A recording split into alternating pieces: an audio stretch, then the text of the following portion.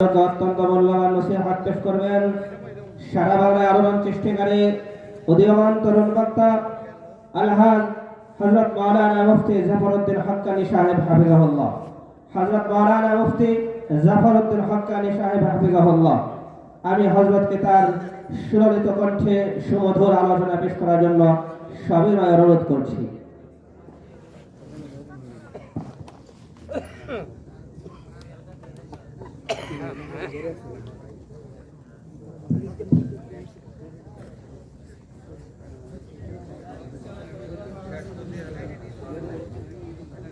السلام عليكم ورحمة الله وبركاته. الحمد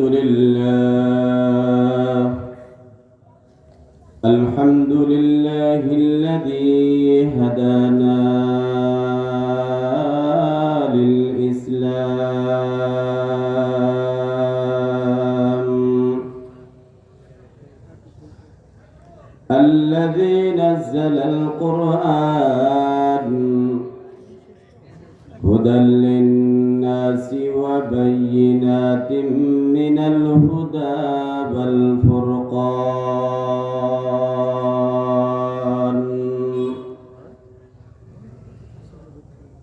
وخلق الإنسان وكرم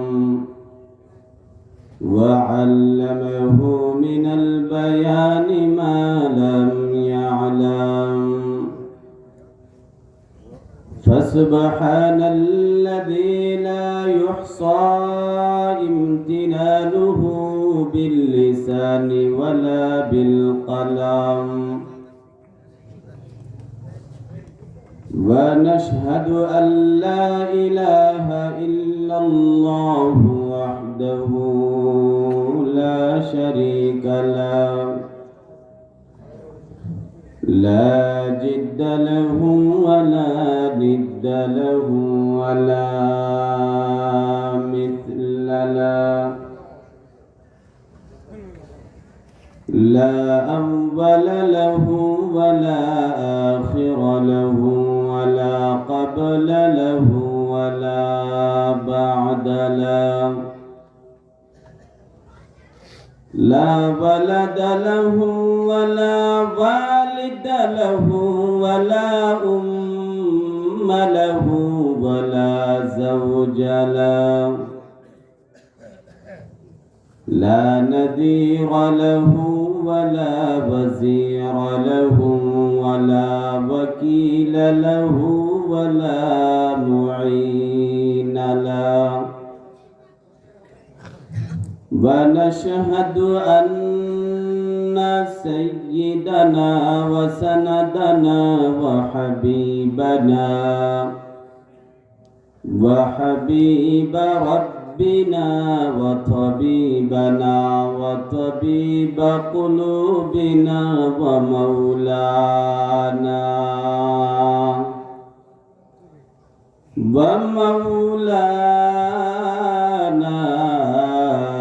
محمدا عبده ورسوله،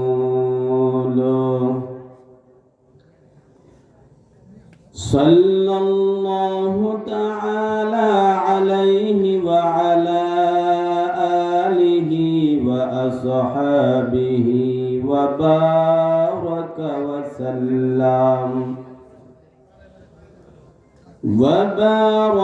وسلم تسليما كثيرا.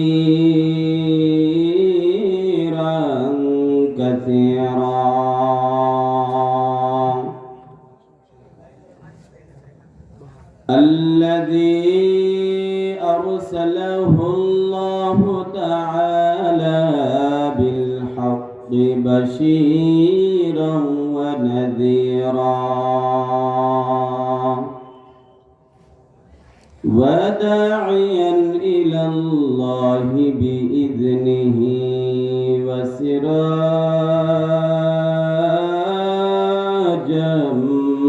منيرا.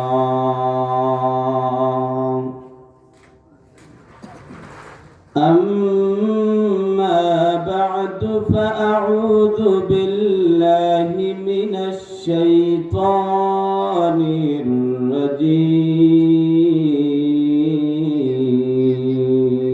الرجيم بسم الله الرحمن الرحيم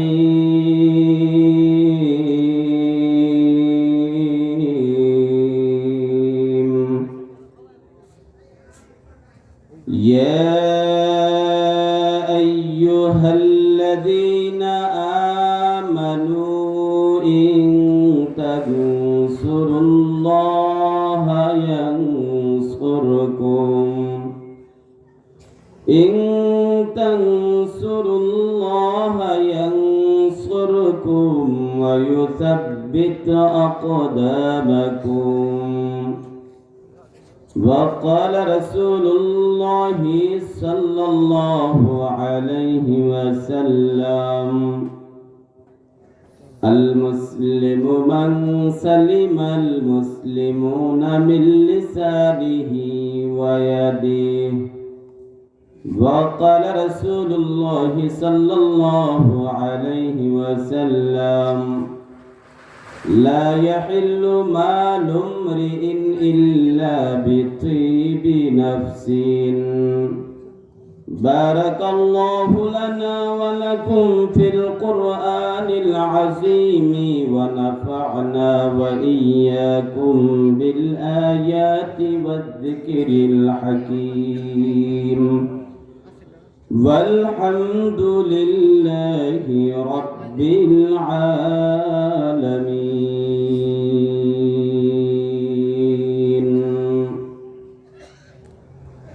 اللهم صل على محمد وعلى آل محمد كما صليت على إبراهيم وعلى آل إبراهيم إنك حميد مجيد اللهم بارك على محمد وعلى آل محمد كما باركت على إبراهيم وعلى آل إبراهيم إنك حميد مجيد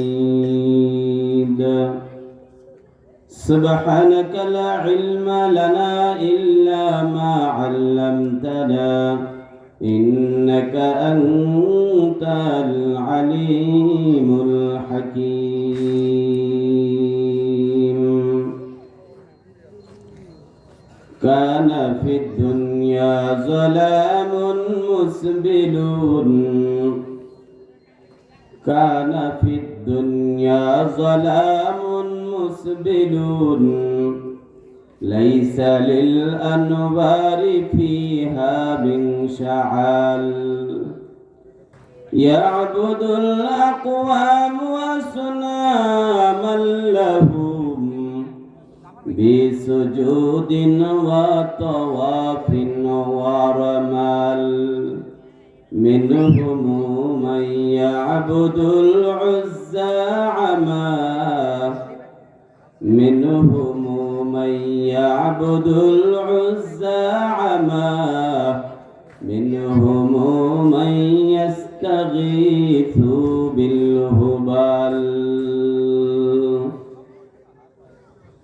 الحمد لله রাজাপুর কহেলা কুতুব বাজারের উদ্যোগে আয়োজিত আজকের ওয়াজ মাহফিলের সম্মানিত সভাপতি দিগার মুআজ্জাজ মুকাররম ওয়াজিবুল ইহতিরাম হযরত উলামায়ে কেরাম ভবিষ্যৎ ওয়ারাসাতুল আম্বিয়া আমার আজিজ তুলাবা সামনে উপবিষ্ট বিকৃতুল্লাহ মুরব্বিয়ান আযম যুবক ভাইরা মাসুম বাচ্চারা পর্দার অন্তরালে অবস্থানরত অত্যন্ত শ্রদ্ধেয় সম্মানিত আবিদা জাহিদা সালেহা মা ও বোনেরা, মহান আল্লাহ রব্বুল আলামিনের দরবারে শুকরিয়া আদায় করছি যে মহান রব্বুল আলামিন আমাদেরকে অত্যন্ত দয়া করে, ভালোবেসে, মহাব্বত করে, নির্বাচিত করে, মনোনীত করে, পছন্দ করে কোরআনের নিসবতে, হাদিসের নিসবতে, তাওহীদের নিসবতে, দাওয়াত ও তাবলীগের নিসবতে বিভিন্ন গ্রাম থেকে, বিভিন্ন এলাকা থেকে রহমতি বরকতি সামিনার নিচে জান্নাতি বাগিচা তথা গুনা মাফের মজলিসে যে আল্লাহ আসার, বসার, বলার, শ্রবণ করার তৌফিক দান করলেন, সেই মহান সত্তার দরবারে দিল থেকে, অন্তঃস্থল থেকে শুকরিয়া আদায় করছি। সকলেই পড়েনি আলহামদুলিল্লাহ। এতগুলা মানুষের ভিতর থেকে আওয়াজটা একেবারে দুর্বল হলো যে একটু উঁচু আওয়াজে আল্লাহর শুকরিয়া আদায় করা যাবে? সবাই যারা সামনে পেছনে বসে যারা আছেন বিভিন্ন ভাবে সকলে উঁচু আওয়াজে বলেন আলহামদুলিল্লাহ।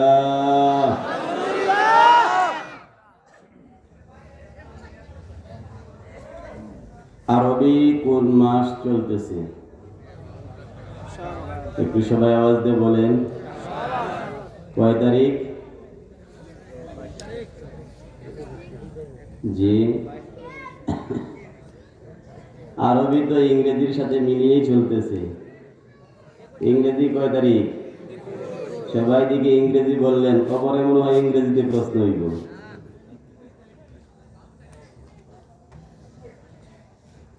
কবরে কি ইংরেজিতে হবে?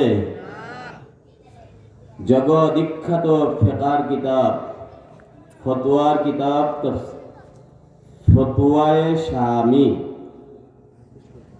পৃথিবীর সমস্ত উলামায়ে কেরামের কাছে গ্রহণযোগ্য একটি ফতোয়ার কিতাব। ফতোয়ায়ে শামীর ভিতরে উল্লেখ করা আছে আরবি মাসের হিসাব রাখা এটা ফরজে কিফায়া। এটা ফরজে কি উঠাউঠি করতেছেন? আপনাদের সমস্যা হইতেছে? যত সময় পর্যন্ত আলোচনা চলবে, কারা কারা শুনতে রাজি আছেন আমলের নিয়তে ইনশাআল্লাহ হাত করে দেখান তো ইনশাআল্লাহ। কেউ উঠবেন না তো ইনশাআল্লাহ? আপনাদেরকে দ্বীনের জন্য কবুল করুন, সকলে বলেন আমিন। সম্মানিত সুধী, আরবি আজকে কয় তারিখ? 21 তারিখ। বলেন কয় তারিখ? ইংরেজি কয় তারিখ? আরবি 21 তারিখ। সামনের মাস কোন মাস? রমজানের প্রস্তুতি নিচ্ছি তো আমরা সবাই? সবাই ইনশাআল্লাহ পূর্ণ প্রস্তুতি নিচ্ছি তো? পূর্ণ প্রস্তুতি কিভাবে? আমি একটা ছোট্ট একটা মেসাল দিচ্ছি। আমাদের সিলেটে, আপনারা জানেন আমাদের সিলেটে কিছু কিছু এলাকা আছে এখনো যারা দিনের বেলায় রোজা ভেঙে ফেলবে তার শাস্তি হলো ছিঁড়া জুতা মালা বানায়া গলার ভিতরে ঝুলাইয়া তারপরে গ্রামের ভিতরে তারা চক্কর দেওয়ায় অপমান করা। এই শাস্তি আপনাদের এলাকায় কোনোদিন হয়েছে? করা সম্ভব? সম্ভব না? মাথায় দেখেন, এটা বুঝলেন? আমি এইরকম শাস্তি যদি একজনে পায় বাকি 10 জন ঠিক হয়ে যাবে কিনা? কথা বলেন না কেন, ঠিক হবে কিনা? কিন্তু আমাদের এলাকায় টাঙ্গাইলের বিশেষ করে কিছু লোক আছে, নেতা খেতা কিছু আছে যারা নিজেদেরকে ক্রেডিট মনে কইরা মানুষের সামনে বাবু টানে। রোজার দিনে কি টানে? বাবু বুঝেন নাই? এটা আসেনি আপনারা এলাকায়? এটা যে ভাইরা ওই যে দাঁড়ায় আছেন একটু কষ্ট করে হিম্মত করে আপনারা সামনে বসতে হবে। আর আশপাশের কথা সম্পূর্ণ কথাগুলো বন্ধ করাতে হবে। আমি আপনাদের সামনে কথা বলবো, আশপাশে যে কথা হয় আমি আলোচনা করতে পারবো না। সেই জন্য ভলেন্টিয়ার ভাইয়ের যারা আছেন ইনশাআল্লাহ এগুলো আপনারা কন্ট্রোল করেন। আল্লাহ আপনাদেরকে বুঝ দান করুন, সঠিকভাবে কাজের আঞ্জাম দেওয়ার তৌফিক দান করুন, সকলে বলেন আমিন। মাহফিলে আসতে পেরে খুশি না বেজার? উঁচু আওয়াজে বলেন খুশি না বেজার?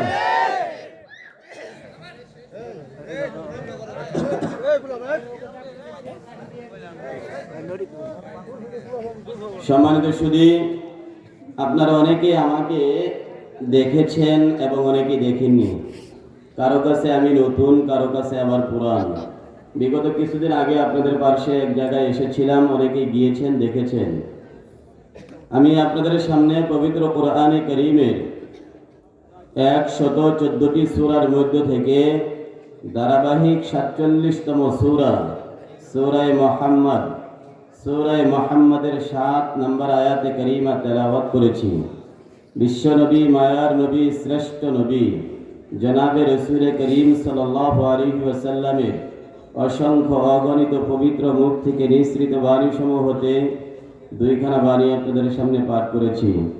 আল্লাহর কাছে তৌফিক কামনা করি, আল্লাহ যেন আমাকে আয়াত এবং হাদিস দ্বয়কে সামনে রেখে সহিভাবে আমলের নীতি বলার তৌফিক দান করেন। আপনাদেরকে যেন আল্লাহ শোনার তৌফিক দান করেন। সকলে বলেন আমিন। কোরআনে কারীমের শুরু থেকে নিয়ে শেষ পর্যন্ত কোনো একটি সূরা, কোনো একটি বাক্য, কোনো একটি শব্দ, কোনো একটি অক্ষর, কোনো একটা নুক্তার মধ্যে কোনো সন্দেহ আছে?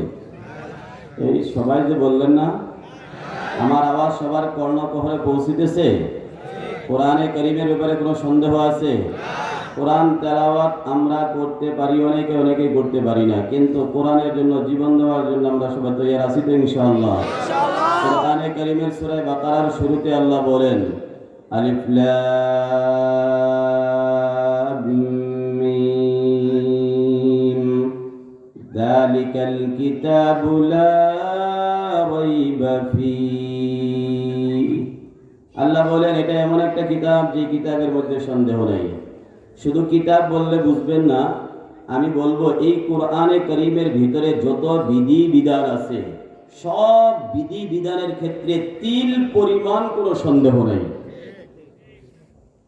কোরআনে কারীমে নামাজের বিধান আছে না নাই? রোজার বিধান আছে না নাই? যাকাতের বিধান আছে না নাই? পর্দার বিধান আছে না নাই? কোন একটা বিধানের ক্ষেত্রে কোনো সন্দেহ আছে? আল্লাহ তাআলা সূরা মুহাম্মাদের উপর এক আয়াতে বলেন যালিকা বিআন্নাহুম কারিহু মা আনজালাল্লাহ। এখানে যারা বসেছেন আমি আপনাদেরকে বলবো, আমি এখানে কোরআন হাদিসের আলোচনা করব। কারো যদি বুকের সাহস থাকে, হিম্মত থাকে, আমার সামনে কোরআন হাদিস নিয়ে মোকাবেলা করবে।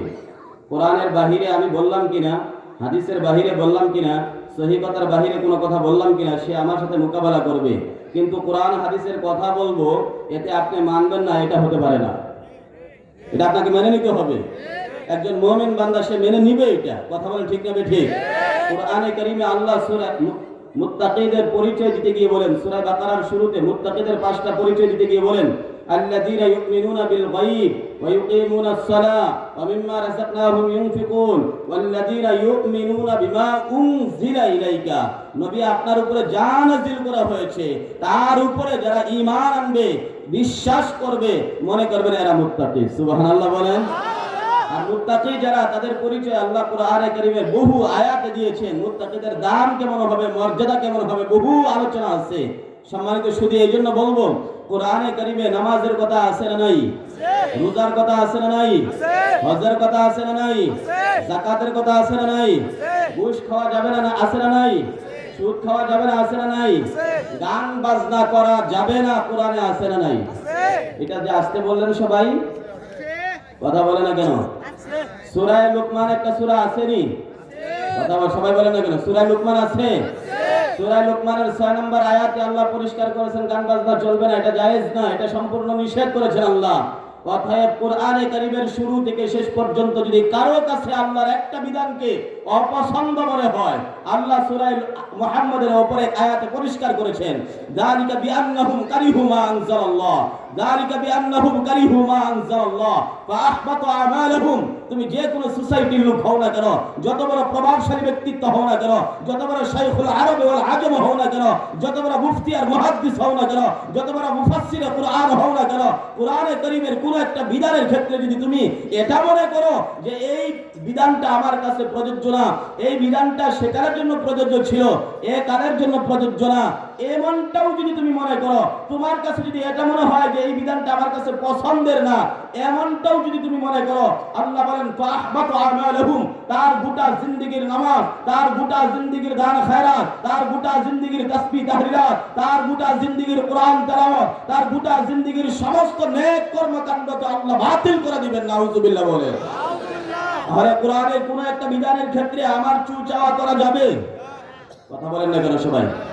যাবে যাবে।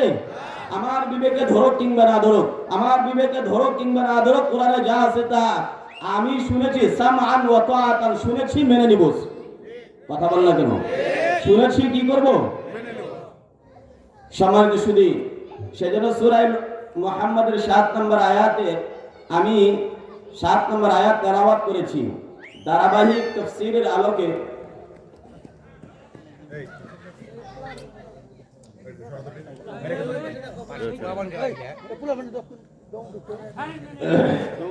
জি ধারাবাহিক তাফসীরের আলোকে কথাগুলো বলবো, আপনারা ধৈর্যের পরিচয় কথাগুলো শ্রবণ করবেন তো ইনশাআল্লাহ। আমি কোরআন হাদিসের কথা বলতে গিয়ে কারো শরীরে যদি অ্যালার্জি থাকে তার তো চুলকাবে। কথা বললেন চুলকাবে না? আরে আমাদের সমাজ এমন হয়ে গেছে, হাজারো মানুষ নামাজ পড়ে না, বেনামাজি বললে সে রাগ করে না। হাজারো মানুষ রোজা রাখে না, বেরোজাই করলে রাগ করে না। কিন্তু সুদখোরদের সুদ খায় কেন? সুদখোর কইলে হে রাগ করে। ঘুষ খায় কেন? ঘুষখোর কইলেই রাগ করে। কথা বল না কেন? আছে না নাই? আমার শরীরে যদি অ্যালার্জি থাকে, বেগুন খাইলে চুলকাবে, ইসা মাছ খাইলে চুলকাবে, ইলিশ খাইলে চুলকাবে। কথা বলেন না কেন? ঘুষখোররা ঘুষের বিরুদ্ধে কথা বলে তাদের তো চুলকানি শুরু হবেই, সুদখোরদের বিরুদ্ধে কথা বলে সুদখোরদের তো চুলকানি শুরু হবেই। কথা বলেন না কেন? অতএব যা বলবো কোরআন হাদিসের কথা বলবো, কার শরীরে চুলকানি হইল সেটা আমাদের দেখার বিষয় না। আমরা এই মঞ্চে বসে কোরআন হাদিসের কথা বলবো জাতির উপকারের জন্য। কথা বলেন ঠিক না বেঠিক? যাতে করে কিয়ামতের ময়দানে আল্লাহর দরবারে আমাকে মুআখাযানা হতে হয়। যেহেতু রব আমাকে বানিয়েছেন এই পৃথিবীতে ইসলাম জিন্দা করার জন্য, আল্লাহ চয়ন করেছেন, কোরআন হাদিসের ইলম দান করেছেন জাতির কাছে সহিহ কথাগুলো উপস্থাপন করার জন্য। সেই দায়িত্ব থেকে যদি আমরা মাহরুম হয়ে যাই, পয়গম্বর আরবি বলেছেন কা শাইতানুল আখরাস, যেই ব্যক্তি সঠিক কথা জাতির সামনে পেশ করে না, চাকরির দরে পেশ করে না, তার রিজিকের বয়ে পেশ করে না, এমনটা যদি কেউ মনে করে কা শাইতানুল আখরাস, এই লোকটা সঠিক ঈমানদার নয়, এটা হলো বুবা শয়তান, বুবা শয়তান, বুবা শয়তান। আমরা জমিনে বুবা শয়তান হয়ে বেঁচে থাকতে চাই না। হায়াতের মালিক কে? জুড়ে বলেন কে? লিকুল্লি উম্মাতিন আজাল, লিকুল্লি উম্মাতিন আজাল, ফাইযা জাআ আজালুহুম লা ইস্তাখিরুনা সাআতান ওয়া লা ইস্তাকদিমুন। আল্লাহ তাআলা আমাকে যখন দুনিয়াতে প্রেরিত করেছেন, তার আরো কয়েক হাজার আগেই আমার হায়াত নির্ধারণ করেছেন। কতদিন আমি এই পৃথিবীতে বাঁচবো, কোন জায়গায় আমি খাবো, কোথায় আমার মৃত্যু হবে, সবগুলোর ইলম কার কাছে? জুড়ে বলেন। অতএব আমার যদি মরণ এখানে লেখা না থাকে, দুনিয়ার সমস্ত তাগুতি শক্তিরা তার সমস্ত অস্ত্রগুলা একের পর এক তাক করে যদি আমার উপরে নিক্ষেপ করে, তারা কোশ্চেন কালে আমাকে মারতে পারবে না। তাহলে সঠিক কথা বলবো। আল্লাহ রাসূল সাল্লাল্লাহু আলাইহি ওয়াসাল্লাম বলেন, মিশকাত শরীফে কিতাবুল ফিতনের অধ্যায়ে এক হাদিস আছে, আল্লাহর পয়গম্বর বলেন, লা তাযালু তাইফাতুম মিন উম্মতি আলাল হক যাহিরিন লা ইয়াদুররুহুম মান খালাফাহুম হাত্তা ইয়াতি আমরুল্লাহ। আল্লাহর পয়গম্বর বলেন, আমার উম্মতের মধ্যে এক শ্রেণীর মানুষ এমন থাকবে যারা সর্বদা হকের ঝান্ডাকে উঁচু করে রাখবে। তারা দুনিয়ার কোনো তাগুতি শক্তিকে ভয় করবে না, দুনিয়ার কোনো তাগুতি শক্তির রক্তচক্ষুকে ভয় করবে না, সঠিক কথা জাতির সামনে পেশ করেই যাবে তারা।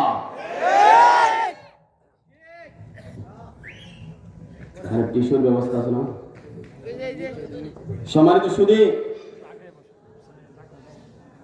একটু হিম্মত করে সামনের দিকে আসা যাবে ইনশাআল্লাহ। একটু হিম্মত করে সবাই সামনে আসেন। লা ইলাহা ইল্লাল্লাহ, লা ইলাহা ইল্লাল্লাহ, লা ইলাহা ইল্লাল্লাহ,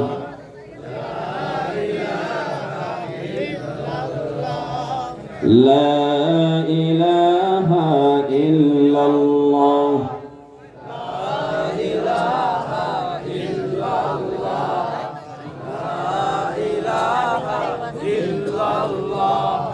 লা ইলাহা ইল্লাল্লাহ মুহাম্মাদুর রাসূলুল্লাহ সাল্লাল্লাহু আলাইহি ওয়াসাল্লাম। সম্মানিত সুধী, আমি কথাগুলা বলবো, কথাগুলা শুরু থেকে শেষ পর্যন্ত ধৈর্যের পরিচয় মনোযোগ সহকারে শ্রবণ করতে হবে। সূরা মুহাম্মাদের 7 নম্বর আয়াতে আল্লাহ বলেন, ইয়া আইয়ুহাল্লাযীনা আমানু, হে ঈমানদারেরা, ঈমানদার যারা তাদেরকে আল্লাহ বড় ভালোবাসেন, বড় মহব্বত করেন। আল্লাহ এক আয়াতে বলেন, যালিকা বিআন্নাল্লাহা মাওলাল্লাযীনা আমানু, যারা ঈমানদার তারা আল্লাহর বন্ধু। ঈমানদাররা কার বন্ধু? আমরা কার বন্ধু? আল্লাহর বন্ধুদের কোনো ভয় আছে? লা খাউফুন আলাইহিম ওয়া লা হুম ইয়াহজানুন, ঈমানদারদের কোনো ভয় নাই, কোনো টেনশন নাই, কোনো চিন্তা নাই। আল্লাহ জানায় দেন, যালিকা বিআন্নাল্লাহা মাওলাল্লাযীনা আমানু, যারা ঈমানদার আমি আল্লাহ তাদের বন্ধু। ওয়া আন্নাল কাফিরিনা লা মাওলা লাহুম, বেঈমান কাফেরদের কোনো বন্ধু নাই। আল্লাহু আকবার, আল্লাহু আকবার। এই যে সূরা মুহাম্মাদের 7 নম্বর আয়াতে বন্ধুদেরকে আল্লাহ ডাক দিয়ে বলেন, ইয়া আইয়ুহাল্লাযীনা আমানু, যেমন ভাবে এইভাবেই কথাগুলো আল্লাহ বললেন, হে আমার বন্ধুরা, ইন তানসুরুল্লাহ, যদি তোমরা আল্লাহকে সাহায্য করো, ইয়ানসুরকুমুল্লাহ,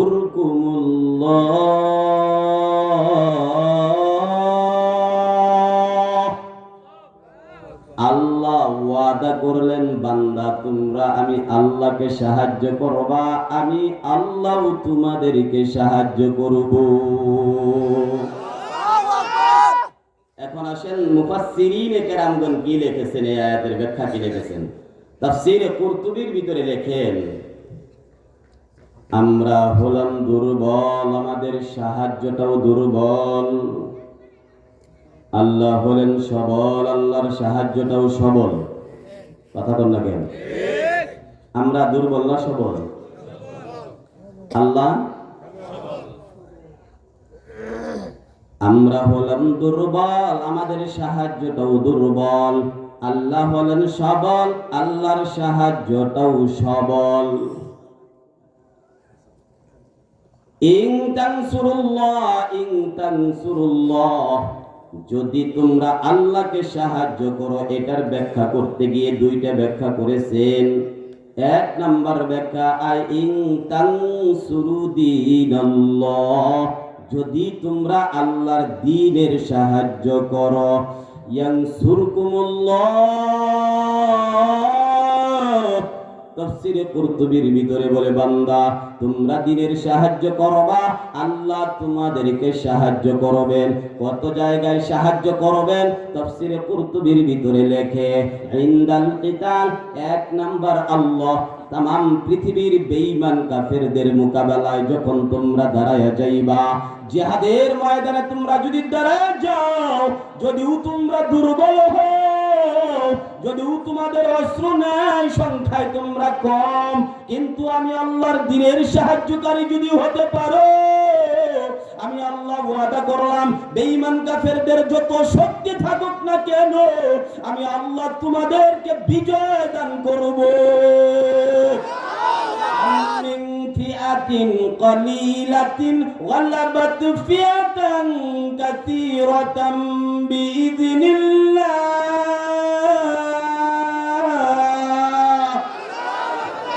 আল্লাহ জানায়, বান্দা কোনো ভয় নাই, কোনো টেনশন নাই, যদি তোমরা আমার দ্বীনের সাহায্যকারী হয়ে যাইতে পারো, আমি আল্লাহ ওয়াদা করলাম, আমেরিকার মতো রাষ্ট্রের বিরুদ্ধে তোমাদেরকে বিজয় দান করব।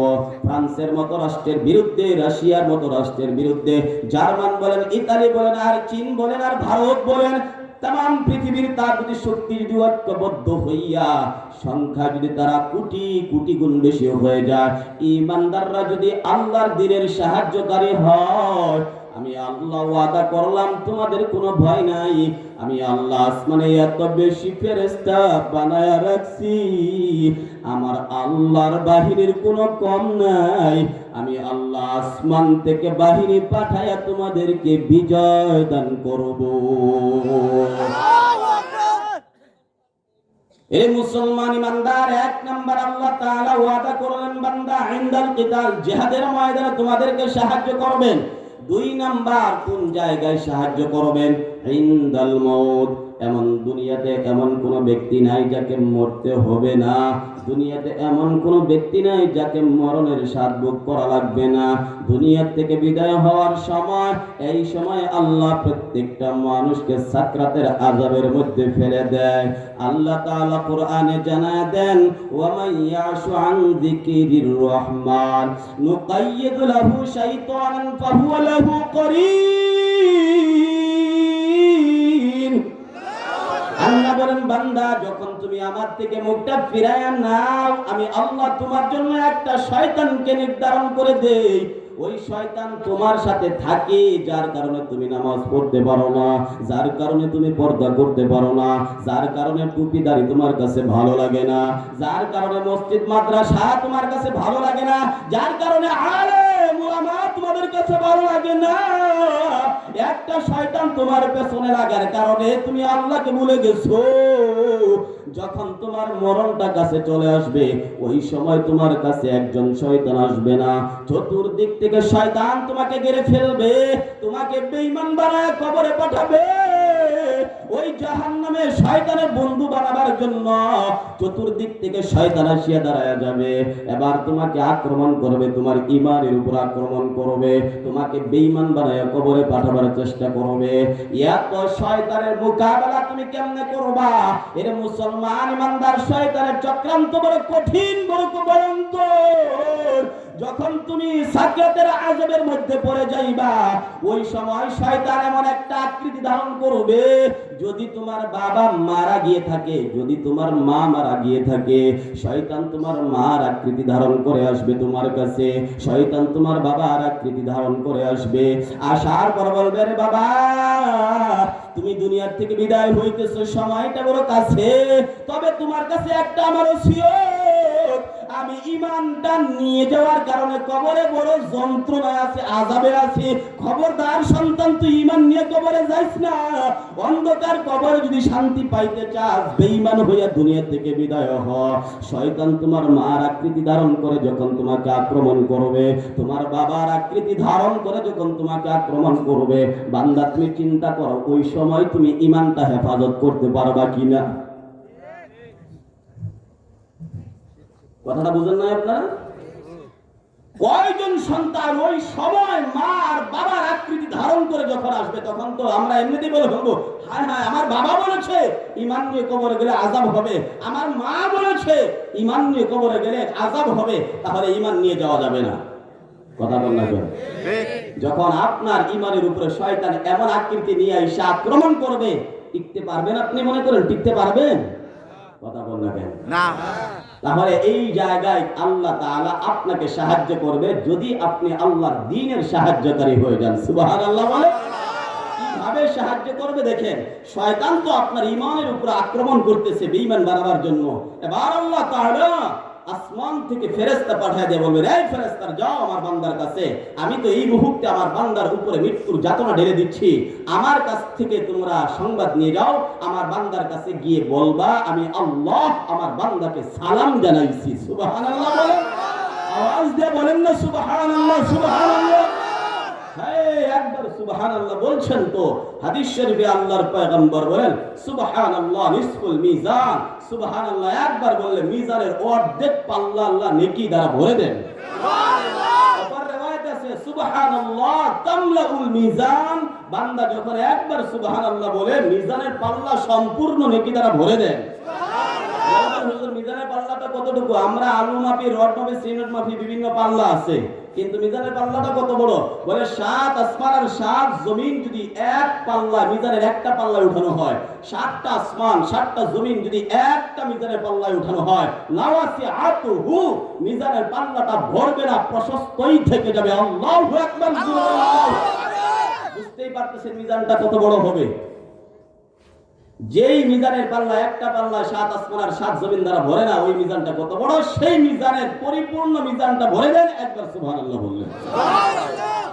শুধু তাই না, আল্লাহ রাসূল বলেন, যে ব্যক্তি একবার সুবহানাল্লাহ বলবে, আল্লাহ তার জন্য জান্নাতে একটা বৃক্ষ লাগায় দেন। সুবহানাল্লাহ। এটা আম গাছ আর বট গাছ না, জান্নাতি গাছ। জান্নাতি গাছ কত বড়, ফল কত বড় হবে। আল্লাহর পয়গম্বর বলেন, ইন্না ফিল জান্নাতি লা শাজারাতান ইয়াসিরুর রাকিবু ফি জিল্লিহা বিআতা আমিন লা ইয়াকতাউহা। পয়গম্বর বলেন, জান্নাতের ভিতরে যেই বৃক্ষটা তোমার জন্য বরাদ্দ করা হবে, ওই বৃক্ষের ছায়া দিয়ে যদি পরকালের 100 বছর, কোন কালের 100 বছর? জোরে আওয়াজ দিয়ে কথা বলেন। দুনিয়ার 50,000 বছরে পরকালের একদিন। সুবহানাল্লাহ বলবেন না? দুনিয়ার 50,000 বছরে পরকালের কয়দিন?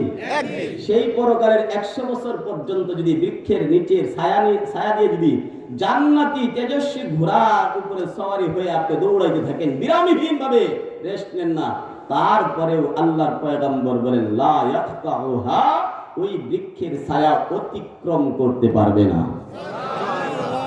এখন বলবেন, হুজুর বৃক্ষটা যদি এত বড় হয়, ফল কত বড় হবে? এই ফলটা কত বড় হবে এবং এই বৃক্ষটা লাগবে কত সময় লাগবে, এটা হইতে কত সময় লাগবে? আপনাদের এলাকায় একটা বিশাল বড় বৃক্ষ হইতে তো কমপক্ষে না হইলেও 10-20 বছর লাগছে। এটা কইন আপনারা? বিশাল বড় বৃক্ষ, এটা 10-20 বছর লাগেনি না? লাগে না? এত বড় যদি বৃক্ষ যদি 10-20 বছর লাগে, তো জান্নাতে এত বড় বৃক্ষ, এটা কত শত বছর লাগবে? আল্লাহর পয়গম্বর বলেন, চোখের এক পলক দিতে যে সময়টা লাগে, ওই সময়ের ভিতরেই এত বিশাল বৃক্ষ আল্লাহ বানায়া দিবেন। বলবেন, হুজুর এই ফলগুলা কত বড় হবে? আল্লাহ রাসূল বলেন, আমসালাল জিবাল, আমসালাল জিবাল। যারা আমাদের জাফলং গিয়েছেন, আমার বাড়ি তো জাফলং স্পট কেন্দ্রে, জাফলং গিয়েছেন এখানে অনেকেই, দেখার জন্য গিয়েছেন আপনারা? মূল জাফলং, আমার মেইন বাড়ি জাফলং, যেখানে মানুষ দেখার জন্য যায় সেখানেই আমার বাড়ি। পাশে দেখবেন বিশাল বড় বড় পাহাড় আছে না নাই? আল্লাহ তাআলা এই পৃথিবীতে 11,87,000 পাহাড় বানায়া জমিনটাকে প্যারাক মারছেন। সুবহানাল্লাহ বলে। এর মধ্যে 7,500 পাহাড়ের নাম আছে, বাকিগুলোর নাম নাই। পৃথিবীতে এমন অনেক মানুষ আছে যাদের মা বাবার নাম পরিচয় খুঁজে পাওয়া যায় না। কথা বলেন না কেন? আসলে না, এটা আপনারা খোয়া লাগবে না কিতা? এটা ইউরোপ আমেরিকাতে যায় দেখুন না কেন অবস্থা কিতা। আমাদের সিলেটের মানুষ তো অধিকাংশ ইউরোপ আমেরিকা লন্ডন তো বেশি, এটা আমার খবর জানা আছে। এটা আল্লাহ কষ্ট পাইরে না কিতা? সম্মানিত সুধী, যে কথাটা বলতেছিলাম, এই জন্য আল্লাহ তাআলা বারবার বলেন, ইয়া ইবনা আদম, হে বনি আদম, উনজুর ইলাল জিবাল, পাহাড়ের দিকে তাকাও, ওয়া ইস্তিকরারিহা, তার দৃঢ়তার দিকে তাকাও। আল্লাহ তাআলা চাইলে পাহাড়টাকে যদি গড়ায়া দেন, এই পাহাড় তুমি একটু লড়াচড়া দাও, জমিনে যখন পাহাড় লড়াচড়া দিবে, আপনি আমি বাঁচতে পারবো? কথা বলেন, বাঁচতে পারবো?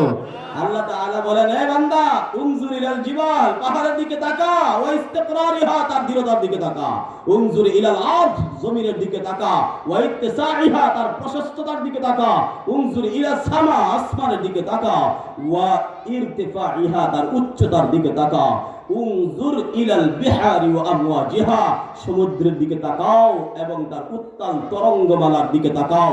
বঙ্গোপসাগরের উত্তাল তরঙ্গমালা যদি বাংলাদেশের দিকে চলে আসে, একজন মানুষও বসবাস করতে পারবে না, সকলেই প্লাবিত হয়ে মারা যাবে। কথা বলা ঠিক না ঠিক? সবগুলা ব্যবস্থা নিয়ন্ত্রণ করতেছেন কে? আল্লাহ। হ্যাঁ, আমাদের সিলেটের জাফলংয়ের পাশে যে বড় বড় পাহাড় আছে, আল্লাহর পয়গম্বর বলেন, জান্নাতের ভিতরে যে বৃক্ষ আল্লাহ তাআলা আপনার জন্য বরাদ্দ করেছেন, সেই বৃক্ষের এক একটা ফল হবে পৃথিবীর বড় বড় পাহাড় পর্বত যেগুলো আছে, এই তো বড় বড় পাহাড় পর্বতের সমান হবে একটা ফল। সুবহানাল্লাহ, জোরে আওয়াজ দিয়ে বলবেন না সুবহানাল্লাহ? কতদিনে খাইতে এটা ফল? কিতাব বলুন, কতদিনে খাইতে এত বড় বড় ফল?